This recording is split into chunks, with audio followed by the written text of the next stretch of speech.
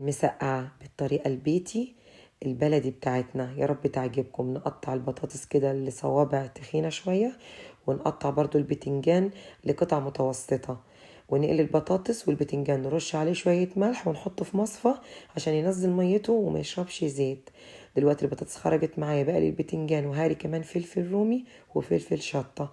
دلوقتي بحط في حلة معلقة توم كبيرة وعليها معلقة صلصة ومعلقة خل.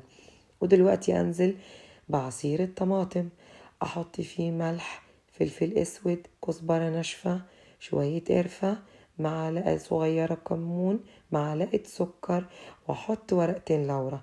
واول ما تتسبك معايا انزل بالبتنجان والبطاطس والفلفل اللي انا قليتهم. دلوقتي اخليهم ياخدوا غلوة او اتنين معايا بس مش كتير على النار، واغرفهم على طول. طبق سهل وسريع ومش مكلف، وفي نص ساعة كنت عملت غدا. وبالهنا والشفا.